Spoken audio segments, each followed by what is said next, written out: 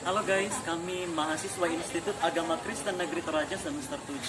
Sehubungan dengan tugas mata kuliah kami Teologi PB2, kami akan menampilkan video podcast kami mengenai manusia durhaka menurut perspektif Rasul Paulus. Dan inilah kami.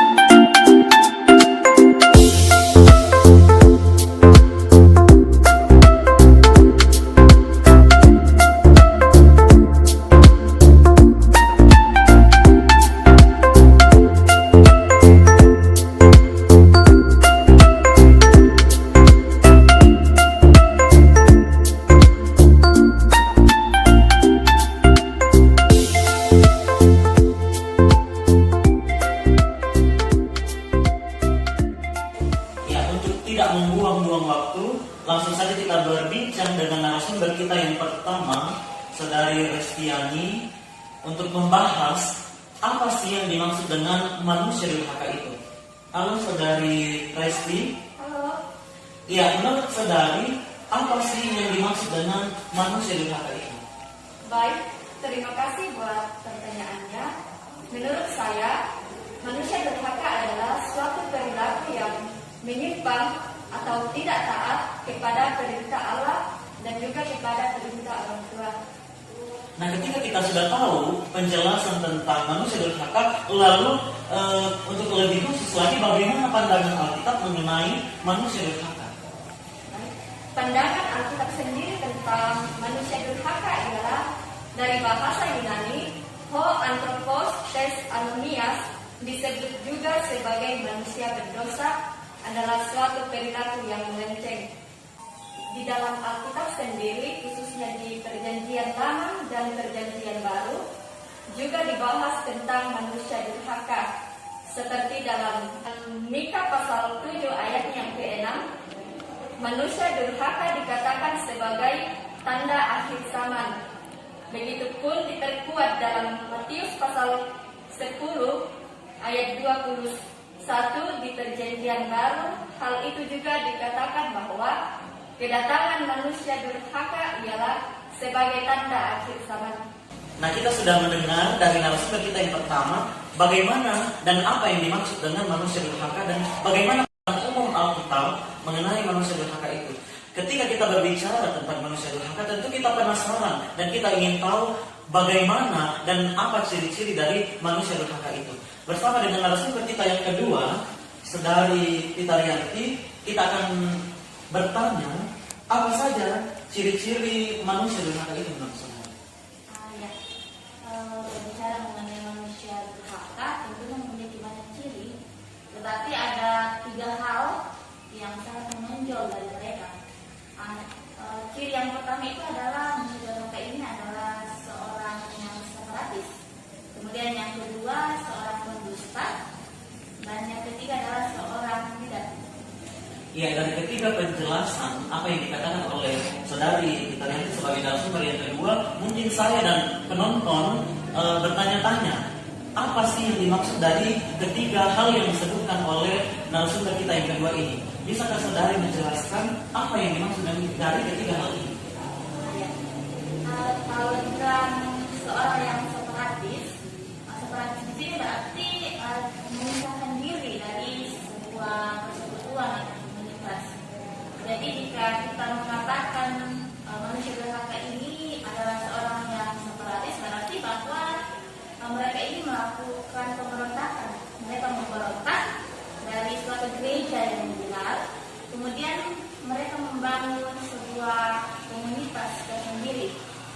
Nah, di dalamnya ini manusia durhaka ini diajar, dipimpin, dipersiapkan untuk memahami Alkitab dengan baik. Tetapi dalam menafsirkan Alkitab itu penafsirannya aneh dan tidak sesuai dengan tradisi gereja yang benar. Ya, kemudian ciri yang kedua yaitu seorang pendusta. Sama seperti iblis itu kan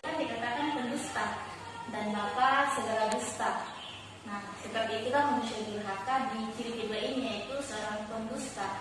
Dia ini pandai dalam mengolah kata-kata yang kosong sehingga meyakinkan pendengar untuk percaya kepadanya karena kata-kata yang diucapkannya ini terdengar enak bagi pendengar. Nah, kemudian yang ketiga, manusia durhaka ini memiliki ciri seorang budak. Mengapa dikatakan seorang budak? Karena manusia durhaka ini adalah sekte di mana dia memiliki teologi yang kuat, dan teologi yang kuat ini sifatnya menyesatkan orang. Nah, dan ketika kita berbicara menyesatkan, Paulus dalam kitab Galatia pasal 1 ayat 9, di situ Paulus mengatakan bahwa orang yang memberitakan Injil yang berbeda dari Injil Yesus Kristus berarti dia akan terkutuk. Jadi sama seperti manusia durhaka ini, dia akan terkutuk ketika dia menyampaikan teologi, menyampaikan pemberitaan Injil yang menyesatkan bagi pendengarnya. Jadi seperti itu ciri-ciri yang menonjol pada manusia durhaka.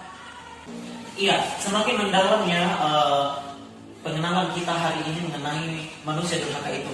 Lalu kita akan lebih mengupas lagi mengenai bagaimana manusia durhaka, apakah manusia durhaka itu akan selamat atau tidak. Bersama dengan narasumber kita yang ketiga, Saudari Asriani, kita akan memberikan pertanyaan, apakah manusia durhaka itu akan selamat? Sebelum kita jauh lebih dalam mengupas tentang keselamatan dari manusia durhaka ini, tentu ada pandangan tersendiri dari saudari mengenai bagaimana itu keselamatan. Iya, menurut saya keselamatan adalah sebuah anugerah cuma-cuma dari Allah yang diberikan kepada manusia untuk menembus dosa manusia melalui Anaknya Yesus Kristus. Nah, dari pengertian itu, ketika kita kembali dalam materi kita, bagaimana dengan manusia durhaka ini? Apakah mereka akan selamat atau tidak? Mengenai manusia durhaka tidak dapat selamat dapat kita lihat dalam 2 Tesalonika 2 ayat 10 yang menyatakan bahwa dengan berkata tipu daya jahat terhadap orang-orang yang harus binasa karena mereka tidak menerima dan mengasihi kebenaran yang dapat menyelamatkan mereka. Dapat juga kita lihat dalam 2 Tesalonika 2 ayat 3 yang menyatakan bahwa manusia durhaka harus binasa. Nah, saudara-saudara, kita sudah tahu bahwa manusia durhaka itu tidak akan selamat. Kita akan jauh lebih mendalam lagi bersama dengan narasumber kita yang keempat. Ada Saudari Leoni. Selamat siang, Saudari Leoni. Iya, menurut Saudari Leoni, mengenai manusia durhaka ini, apa pandangan Rasul Paulus tentang manusia durhaka? Ya, Rasul Paulus pernah menyinggung tentang kemunculan seorang lawan yang akan meninggikan dirinya dan menganggap dirinya seorang ilahi. Rasul Paulus menyatakan bahwa kedurhakaan sudah mulai bekerja di zaman itu secara rahasia. Menurut Paulus, kedurhakaan itu adalah ajaran-ajaran sesat yang disebarkan oleh guru-guru yang menentang Kristus. Dari apa yang dikatakan oleh Saudari Leoni, tentu apa yang dilakukan Paulus ini ada sebuah hal yang mau ditekankan. Jadi menurut Saudari Leoni, dari pendapat saudara ini, apa yang mau ditekankan Rasul Paulus mengenai manusia durhaka itu sendiri? Ya, dalam perjanjian baru, khususnya jemaat di Tesalonika, Rasul Paulus menekankan bahwa manusia durhaka atau orang yang akan binasa ini adalah lawan yang meninggikan diri di atas segala yang disebut atau yang disembah sebagai Allah. Bahkan ia duduk di bait Allah dan mau menyatakan diri sebagai Allah. Kemudian dia dapat melakukan mujizat-mujizat palsu dan tanda-tanda yang ajaib. Kemungkinan besar orang ini adalah seorang ahli sihir yang melakukan aksi yang ajaib atau orang yang melakukan praktik okultisme. Ya, mungkin itu pandangan dari Rasul Paulus tentang manusia durhaka. Iya, semakin menarik pembahasan kita hari ini mengenai manusia durhaka.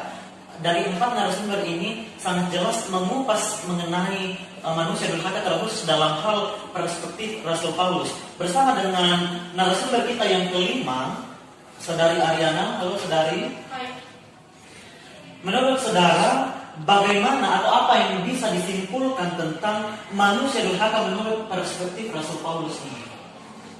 Baik, terima kasih. Jika kita simpulkan bagaimana pandangan Paulus tentang manusia durhaka, pada umumnya kita ketahui bahwa kedurhakaan ini atau durhaka merupakan suatu bentuk pelanggaran, suatu bentuk penyelewengan dari kebenaran. Nah, jika kita melihat pandangan Paulus tentang durhaka ini adalah suatu proses atau bentuk dari penyelewengan akan kehendak Allah, di mana Tuhan menginginkan setiap orang yang percaya kepadanya untuk memberitakan atau mewartakan hal-hal yang baik. Akan tetapi jika seseorang itu menyampaikan sesuatu yang tidak benar atau sesuatu yang tidak sesuai dengan kehendak Allah, itu merupakan suatu kedurhakaan di hadapan Tuhan. Dari penjelasan saudara, mungkin kita semua bertanya-tanya, lalu apa yang harus kita lakukan sebagai orang percaya ketika kita sudah mengetahui bahwa manusia durhaka tidak akan selamat? Apa yang akan kita lakukan sebagai orang percaya dan orang beriman kepada Yesus Kristus untuk tidak termasuk atau tidak tergolong dalam manusia-manusia durhaka ini? Seperti yang kita ketahui bahwa sebagai orang yang percaya, untuk mendapat tempat dalam kerajaan Allah, kita harus hidup dalam kebenaran. Nah, bagaimanakah kita hidup dalam kebenaran akan Allah? Tuhan menganggap suatu kedurhakaan ketika kita menyampaikan hal-hal yang tidak baik, menyeleweng atau tidak berjalan sesuai dengan kehendaknya. Itu adalah suatu kedurhakaan. Nah, hal-hal seperti ini sudah kita ketahui bahwa tidak sesuai dengan kehendak Allah. Itu harus kita ulang dengan bertolak belakang dengan hal itu, artinya bahwa menyampaikan hal-hal yang benar-benar sesuai dengan kehendak Allah, menceritakan kebenaran, bukan hal-hal yang tidak benar. Pokoknya kita menceritakan itu berlandaskan dan sesuai dengan ajaran firman Tuhan.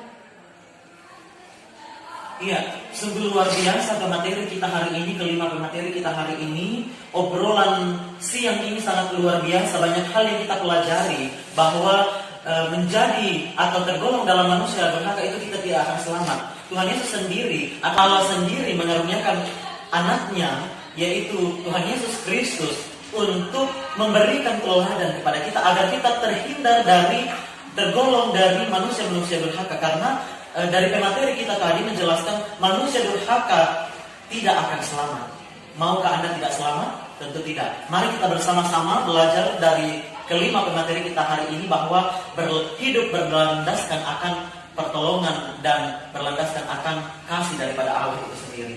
Nah, masih banyak yang ingin kami kupas mengenai manusia durhaka ini. Sayang sekali waktu kita sangat terbatas, dan semoga teman-teman, saudara-saudara bisa mendapatkan wawasan dari video podcast ini. Apabila ada salah-salah kata, kami mohon maaf. Dan tak lupa kami berterima kasih kepada semua narasumber hari ini.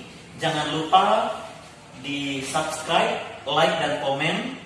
Dan saudara-saudara di rumah akan mendapatkan video-video baru tentang apa yang akan dikupas dalam Theo Podcast. Saya Jeffrey Masiku selaku host, pamit undur diri dari kita semua. Shalom, selamat siang, Tuhan Yesus memberkati.